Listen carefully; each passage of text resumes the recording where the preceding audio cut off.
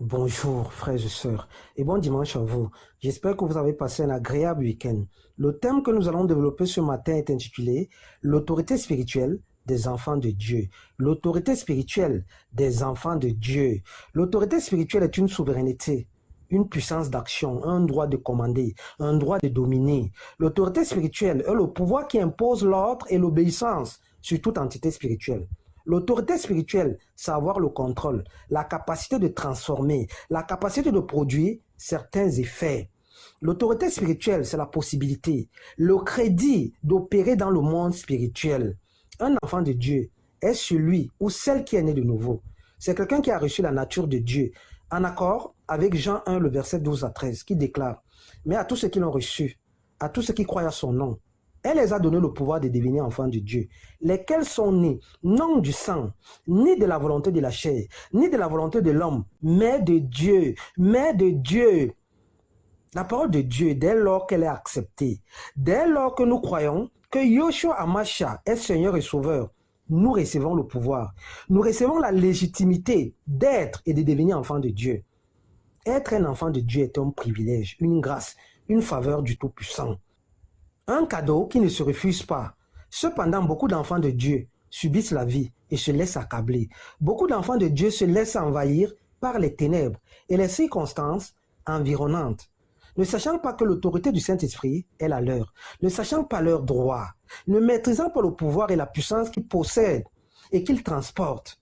Pourquoi ne sommes-nous pas conscients du pouvoir qui nous accompagne dans notre statut de fils et de filles de Dieu? Ce matin, nous allons démontrer qu'en tant qu'enfants de Dieu, nous avons reçu l'autorité de transformer des situations néfastes en victoire. Qu'en tant qu'enfants de Dieu, nous avons reçu l'autorité d'assujettir la puissance de l'ennemi, de fermer toute porte ouverte et d'ouvrir toute porte fermée dans notre vie. Car celui qui est en nous est plus grand que celui qui est dans le monde. Celui qui est en nous est plus grand que celui qui est dans le monde. Connaître sa véritable identité en tant qu'enfant de Dieu est crucial pour marcher de façon effective dans la victoire. Et pour cela, nous ne devons plus être maternés.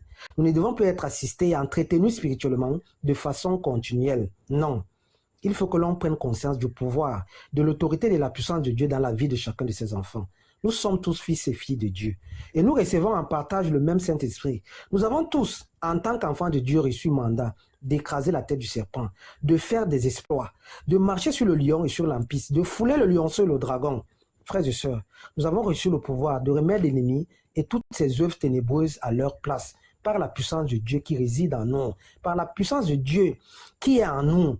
D'ailleurs, Luc 10, le verset 19 déclare « Voici, je vous ai donné le pouvoir de marcher sur les serpents et les scorpions et sur toute la puissance de l'ennemi, et rien ne pourra vous nuire. Et rien ne pourra vous nuire. » Une telle affirmation doit solidifier, réconforter, encourager et redonner beaucoup d'élan de cœur ce matin à un frère, à une sœur.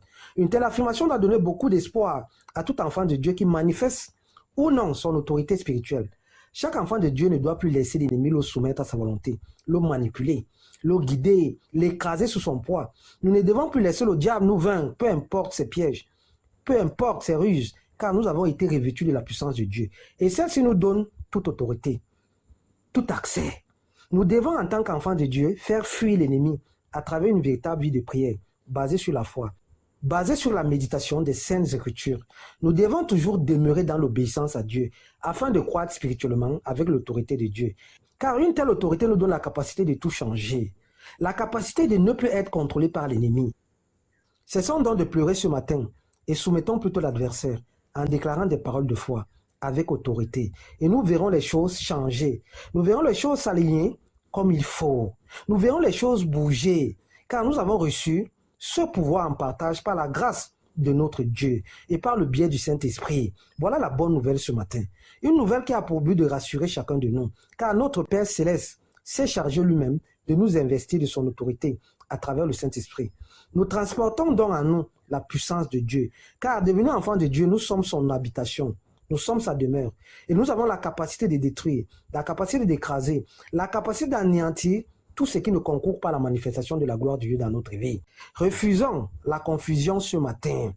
Cessons de subir la peur, l'angoisse, le découragement et réveillons-nous. Réveillons-nous ce matin et cessons de subir les événements, car l'ennemi est déjà sous nos pieds. Il est attaché, il est lié pour toujours. Vu que nous marchons en vainqueur dès lors que nous acceptons Yoshua Hamashiach comme Seigneur et Sauveur de notre vie.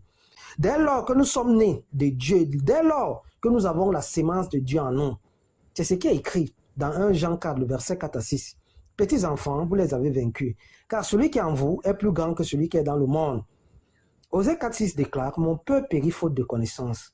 Le manque de connaissance n'est bon pour personne. Et celui qui marche sans connaissance ignore même sa véritable force, ignore sa véritable puissance. La victoire est manifeste auprès de chaque enfant de Dieu, à condition d'être conscient de cela. Les dons spirituels, nous devons les manifester à la perfection. Là où jadis l'homme prenait des œufs à chasser des démons, à guérir des malades, des tumeurs, en tant qu'enfant de Dieu, cela doit être naturel et spontané. Là où jadis l'homme prenait des œufs à prophétiser, il faut que lorsque tu arrives, chacun s'écarte, pour qu'en quelques minutes, tu démontres que tu es véritablement fils ou vraie fille de Dieu. Voilà notre mission. Matthieu 28, le verset 19 déclare, allez et faites de toutes les nations des disciples, en les baptisant au nom du Père, du Fils et du Saint-Esprit. Et cela passe aussi, ce baptême passe aussi par nos actes, en étant dans la sanctification, en étant dans la purification, en prêchant la bonne nouvelle du royaume des cieux à ceux-là qui ne connaissent pas encore Dieu. Nous avons l'autorité de Dieu en nous. Nous devons la manifester. Bon dimanche et bon début de semaine. C'est ce thème qu'on avait développé ce matin. Merci.